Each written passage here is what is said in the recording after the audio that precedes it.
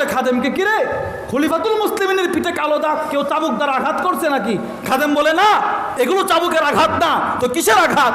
তো রাত্রে যে তোমরা তোমাদের ঘরের সামনে খাবারগুলো পাইতে না, ওই খাবারগুলো এই পিঠে বেঁধে বেঁধে নিয়ে পৌঁছায় দিত। পর উপকার আমাদের বুজুর্গদের ভিতরে ছিল কিনা বলেন?